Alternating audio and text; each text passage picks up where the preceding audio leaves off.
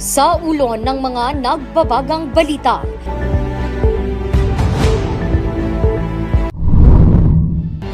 Imported na sibuyas nakapasok na sa merkado ng Baguio City. Presyo bahagyang bumaba. Pagbabalik ng Chinese New Year Parade sa Baguio, ikinatuwa ng mga residente. Vertical farming na usong paraan ng pagtatanim sa urban areas. Karate athlete mula Bulinaw, Pangasinan, humakot ng medalya sa Karate Pilipinas Luzon Games 2023. At mga alagad ng sining nagluluksa sa pagpanaw ng ama ng performance arts sa Baguio.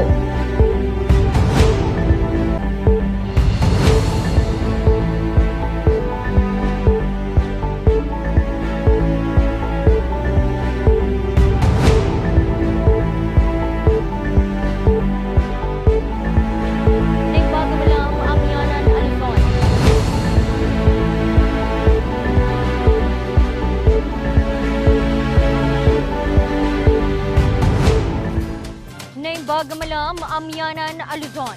Narito na ang mga bago at may init na mga balita. Bumaba na ang presyo ng sibuyas sa Baguio City Public Market. Ito'y matapos makapasok sa merkado ng lungsod ang mga imported na sibuyas. Narito ang balita. Mae-enjoy na muli ni Mang Al ang kanyang mga ulam. Makakabili na kasi siya ng sibuyas ngayong bumaba na ng bahagya ang presyo nito. Bumaba na rin ang presyo sa bakas, sabi ko. Bakit sir, nung mahal ba ang presyo? Wala, ang hirap gumamit ng sibuyas. Hindi masarap pag walang sibuyas. Kaya kailangan. Sa price monitoring ng Department of Agriculture Cordillera, naglalaro na sa 240 hanggang 350 kada kilo ang lokal na pulang sibuyas. Ang local white onion naman, nasa 320 hanggang 380 pesos. Bagamat bahagyang bumaba, hindi pa rin ito kaya ng mamimiling si Rosel. Sana mas bumaba pa ate, para may option ka naman gumamit nito mas malalaki. Nung huli tayong bumisita dito sa Baguio Public Market, ang presyo ng red onion ay naglalaro sa 400 pesos kada kilo pataas. Pero ngayon, bumaba na ang presyo, nasa 260 per kilo na siya. At ang magandang balita, kung nakikita nyo ang aking hawak ngayon, ito ang imported na onion na nakapasok na dito sa Baguio City. Kung mapapansin nyo, mas malaki ito, pero ang presyo mas mura. Kung ikukumpara natin dito sa mga white onions, mga local white onions na inaani ng mga magsasaka sa ating bansa. Isa sa mga gumulpi nito si Alfred. Susi raw kasi ito para muling lumakas ang kita ng kanilang kainan. Matumal kasi walang sibuyas. Marami na ulit bumibili. Hindi kompleto ang pigar-pigar pag wala ang Sibuyas ko. Mas ganado na rin magbenta ngayon si Gina. Oo. Bakit? Dahil bumibili na sila eh. Malaki rin daw ang tulong nito sa tinderong si Richard. Pero Sa negosyo po, siyempre mas pipiliin namin yung mas mura po para makabenta kami. Pero mas maganda, suportahan natin yung sa Pilipinas, sibuyas po. January 6 ngayong taon, inaprubahan ni Pangulong Bongbong Marcos ang importasyon ng sibuyas sa bansa bilang tugon sa kakulangan sa supply ng lokal na sibuyas na sanhi ng mataas na presyo nito. Inaasahan namang mas bababa pa ang presyo ng mga lokal na sibuyas sa mga susunod na buwan, lalo na't magsisimula ng muli ang panahon ng pag-aani nito. Randy Guzman para sa Luzon Headlines. 5 araw bago ang formal na pagsisimula ng Panagbanga Flower Festival sa Baguio City, iilang mga paaralan pa lang ang nakapagbigay ng kumpirmasyon na sasali sa street dancing parade. Narito ang report.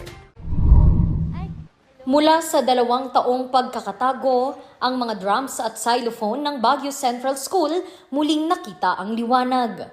Magagamit kasing muli ang mga ito sa nalalapit na Panagbanga Street Dancing Competition. Ang problema, ang ginagawa po kasi namin is being resourceful.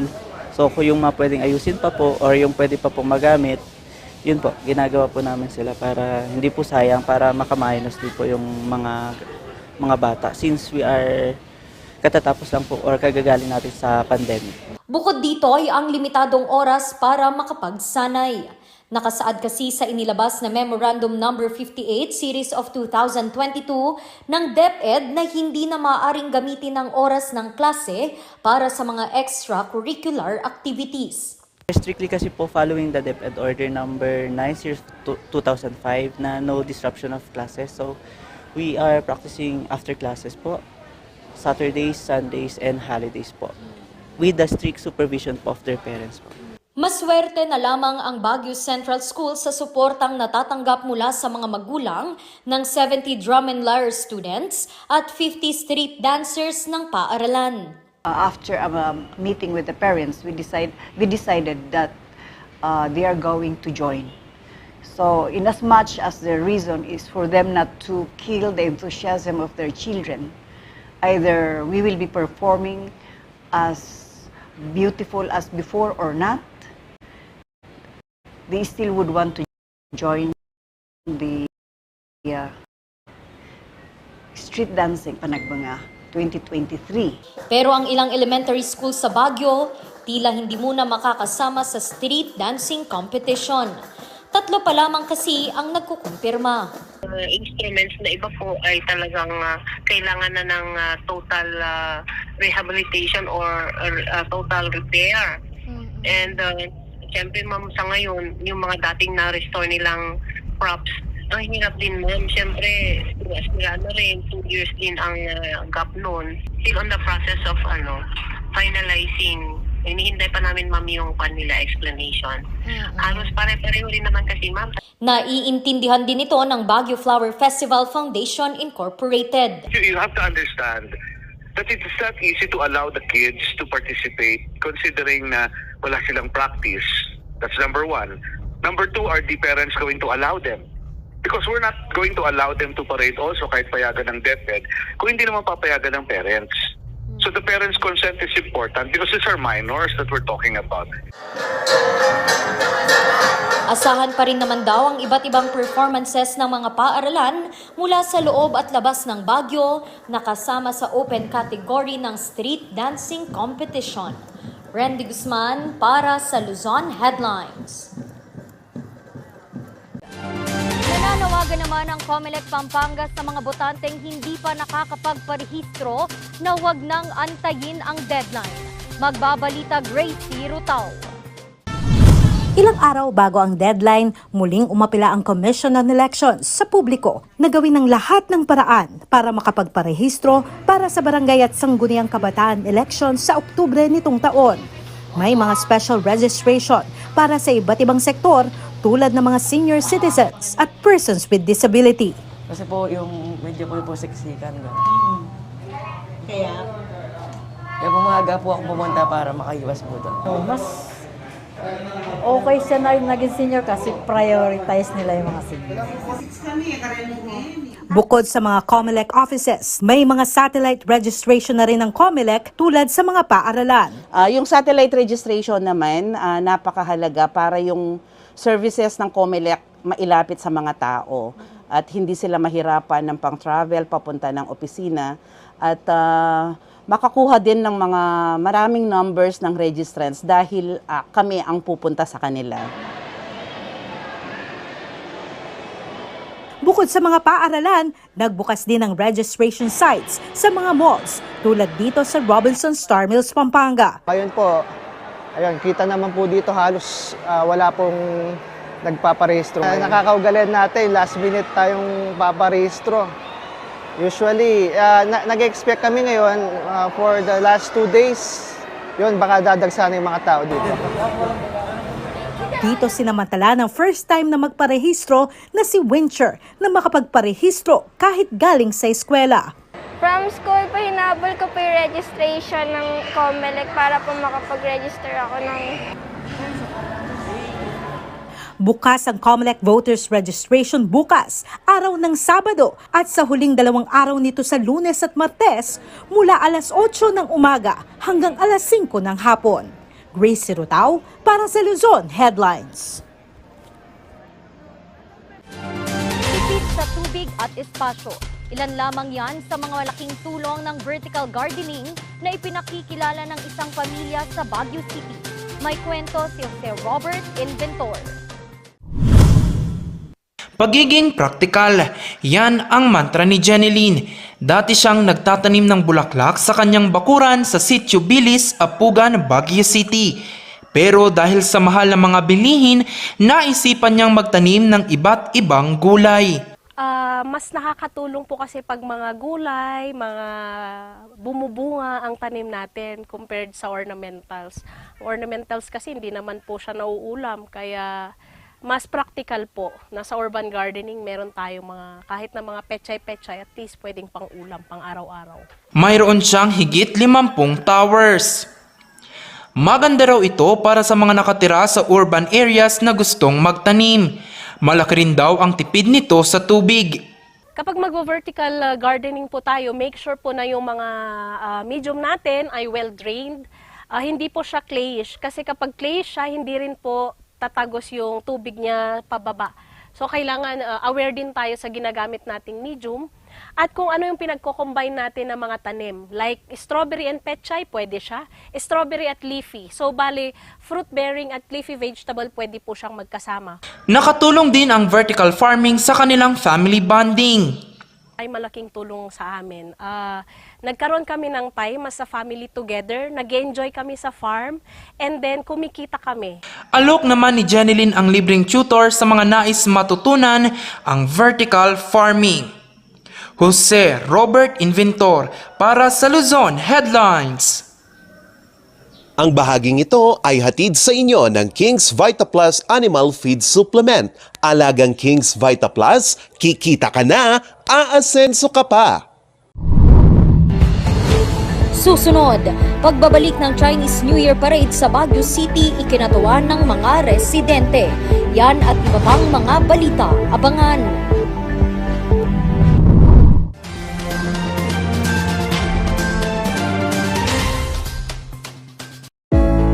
Naghahanap ka ba ng solusyon para sa mabilis na paglaki at pangpabigat ng iyong baboy? Andito na ang bago, ang King's Vita Plus Animal Feed Supplement. Puno at kumpleto ng mga sangkap, tested and proven at madaling gamitin. Sigurado, epektibo at rehistrado sa Bureau of Animal Industry. Ang King's Vita Plus Animal Feed Supplement mabibili sa mga Agrivet stores.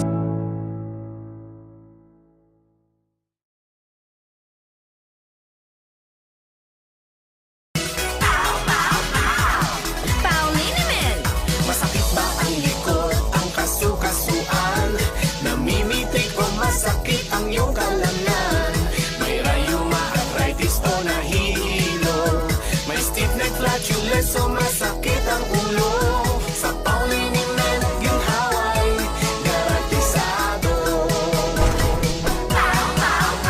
Pauliniment, isang pahid ka lang. Dahil walang out sa Pau! Bulok, maliliit at hindi ba malusog ang inyong mga halaman? Omega Green ang kasagutan.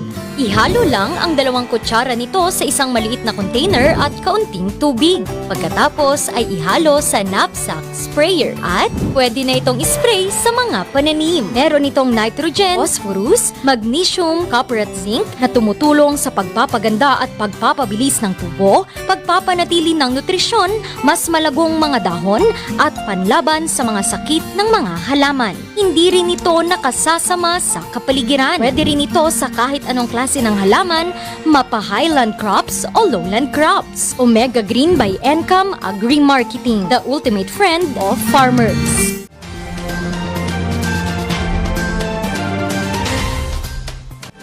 Makalipas ang 2 taong pandemya, isinagawa muli sa Baguio City ang Chinese New Year Parade.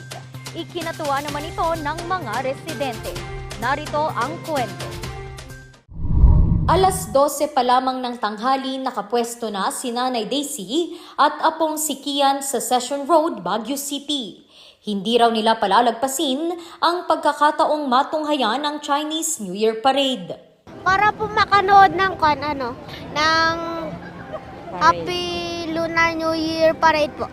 Saan ka excited? Anong gusto mong mapanood ngayon? Sa candy drawing po. Yung mga dragon dance, ganyan. Tsaka ngayon lang ulit may parade after pandemic.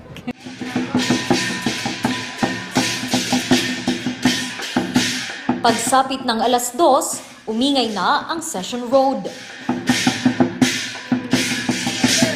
Dragon dance, wushu,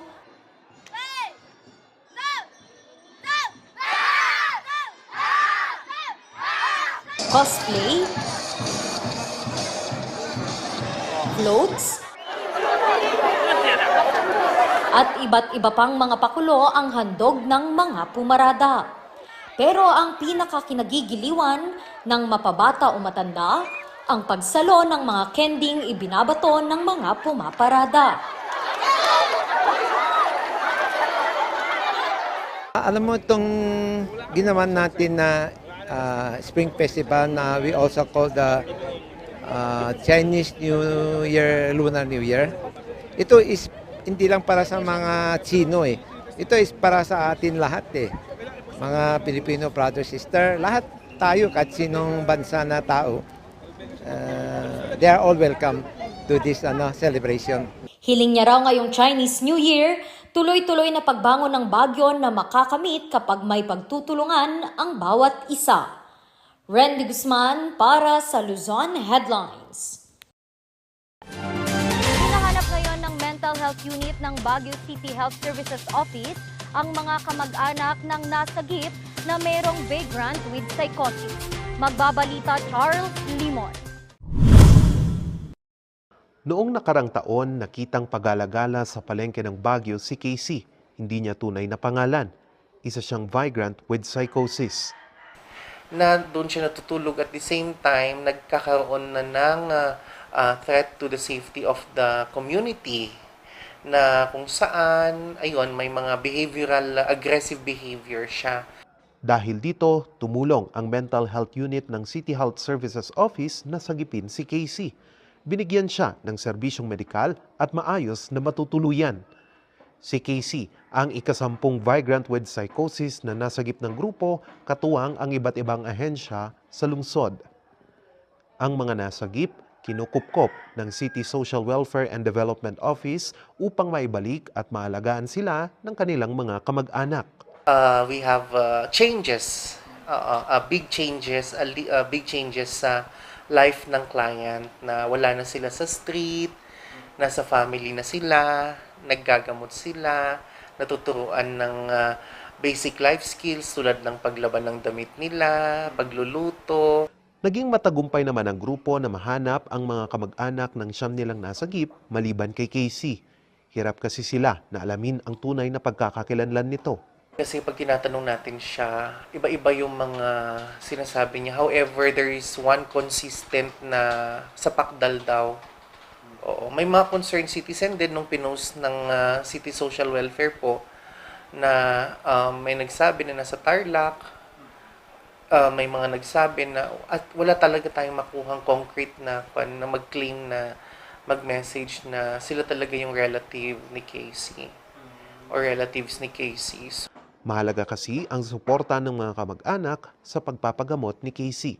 Tapos si Casey, kaya yun yung kwan natin, no, na nag-isa rin na nag-ignite sa kwan natin na we have to save her, no? Save her sa street habang maaga pa.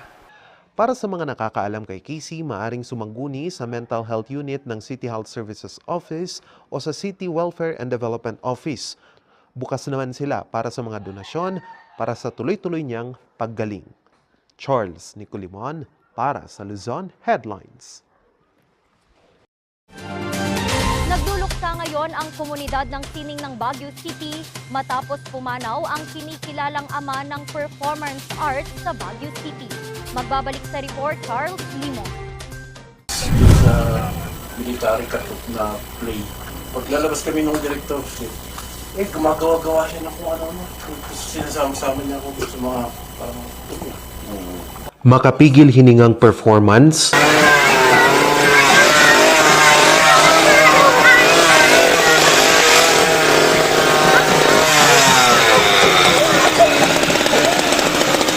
Kaabang-abang. Session Road sa Baguio, Ibang pakiramdam ang makapanood ng ganung uri ng palabas. Hindi ko nga maipaliwanag kahit sa camera kung ano ang nangyayari. At kakaiba. Bigay ng daan para sa mga taong takot pumasok sa teatro. Ibig sabihin, siya yung walang ganun. Ganyan ilarawan ng mga kaibigan at kapwa-artist ang mga obra ng itinuturing na ama ng performance art sa Baguio City na si Rene Aquitania. Ginagamit sa painting or subject ng painting niya o ng mga performance art niya, installation, are all organic. Nakikita namin very familiar, hindi mga conceptual. Makikita mo yung presence niya. Pag nag-perform yan, tatahimik ang mundo. Mag-e-end ang mundo. Hinihintay nila kung anong gagawin. Kung ano to, magpapakamatay ba? At binabasag niya yung what do you call it, the fourth wall kung sa Shakespearean, parang you're able to cross over the stage and engage with your audience directly. So, yan yung medyo, magic ni Rene. Noong January 18, natagpo ang wala ng buhay sa kanyang kama si Rene sa edad na 61. Ipinanganak siya sa Baguio City noong 1962. Nagtapos ito ng elementarya sa Baguio Central School at sekundarya sa Pine City National High School. Nagkolehiyo siya sa University of Baguio at UP Diliman pero hindi nakapagtapos. Isa siya sa mga nagpasimula ng performance art sa Baguio. Ang sining na ito ay kombinasyon ng pag-arte, musika, visual arts, pagtutula at marami pang iba. If you're able to almost direct your audience in a sense na they become part of the act. So si Rene mahilig yan sa gumawa ng installation, kasama rin yun yung mga installation sa kalsada using anything available really. Naging kasabayan ni Rene sa larangan ng sining at pelikula ang national artist na si Eric De Guia o mas kilala bilang Kidlat Tahimik. Isa sa mga nabigla sa pagpanaw ni Rene ang matalik nitong kaibigan na si Abby. Kuya, ang dating, may vibe kasi siya na parang yung panganay kong kuya. Tapos lagi ko sinasabi yun sa kanya. Tapos recently sinabi ko nga na parang si Rene yung pagkasama ko siya, feeling ko, ako yung bunso niyang kapatid na nagbabrati or nag-complain sa trabaho, complain sa mga tao, mga kaibigan. Hindi pa mag-sink in, syempre. Until pag mag-isa na lang ako, nung may isang time nung araw na yun na mag-isa na lang ako, umiyak na ako eh. Ayun, ganun siya. Si Ray naman, labis ang pasasalamat sa pagpapakilala ni Rene sa kanya sa mundo ng sining. Gabi na pupunta ako sa kanya, magtatrabaho kami dalawa. Magpipinta ako, magdodrawing ako. Siya naman gagawa din ng artworks niya. Papakita niya sa akin yung proseso na yung mga natutunan niya rin. Naging malaking parte rin sa buhay ni Kawayan si Rene. Parang kuya ko siya, at a very young age nakita ko yung mga paggamit niya ng very unconventional materials, like found objects, and engaging himself with the rural communities. Upang mapreserba ang mga alaala at kontribusyon ni Rene, ilalabas ang isang arts encyclopedia tungkol sa sining ng Baguio. Isang chapter dito ang inilaan para sa pumanaw na alagad ng sining. Sa Pebrero pa nakatakdang ilabas ito, pero hindi na ito naabutan ni Rene. Parang archive siya, in the hopes that future generations don't forget the significance or what Rene shared with us. Naging inspirasyon si Rene ng maraming artist, hindi lamang sa Cordillera, kundi sa buong bansa. Charles Nicolimon, para sa Luzon Headlines.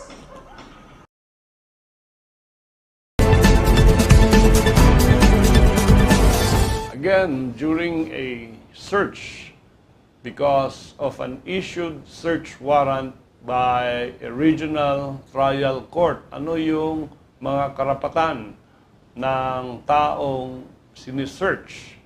So, ang sinasabi ng Rule 126, Section 8 to 10 of the revised Rules of Procedure,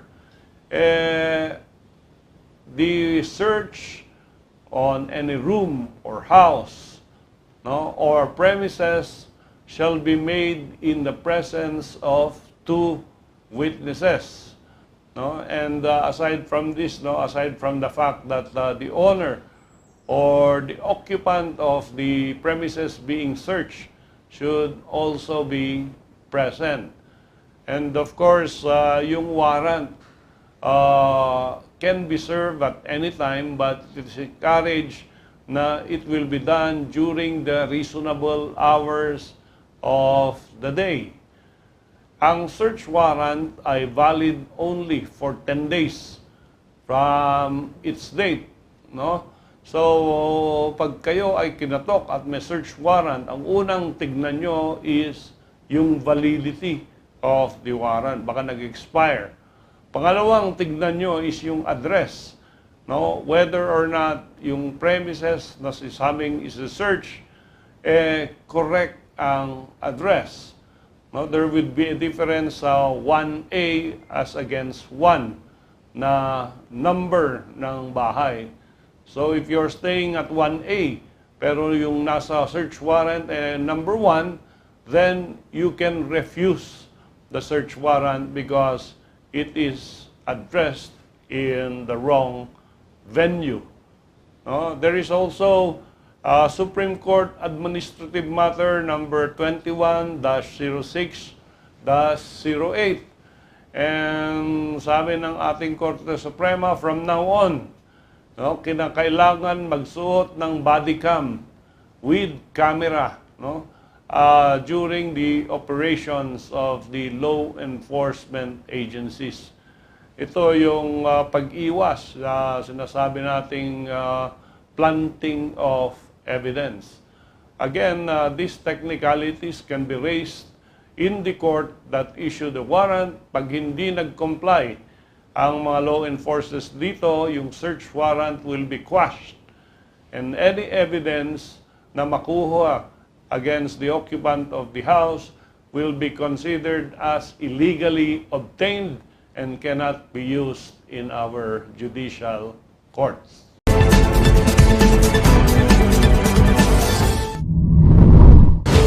Susunod, karate athlete mula Bulinaw, Pangasinan humakot ng medalya sa Karate Pilipinas Luzon Games 2023. Ang kwento abangan sa pagbabalik ng Luzon Headlines.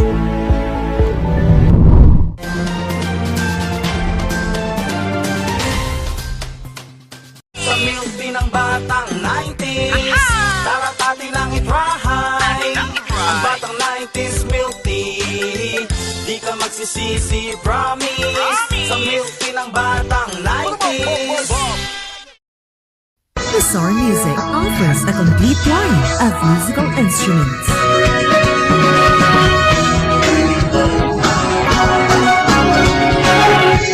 Bizarre Music, Baguio's pioneer in online music and art lessons.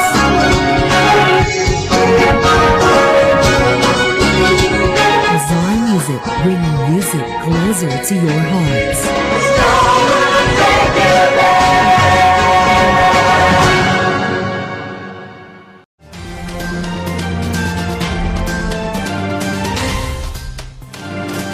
Humakot naman ng mga medalya ang isang karate athlete mula sa Bulinaw, Pangasinan. Atin siyang kilalanin kay Jose Robert Inventor. Zero.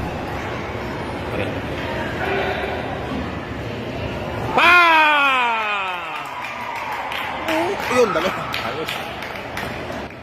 3 taong hindi nakapaglaro ng karate si John dahil sa pandemya. Kaya sa pagbabalik muli ng mga kompetisyon, todo ensayo muli si John.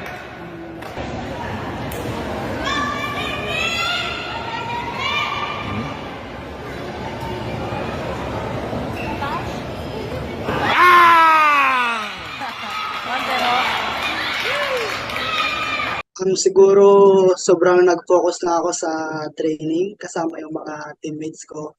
And sinunod ko lang yung mga payo ng mga senseis ko.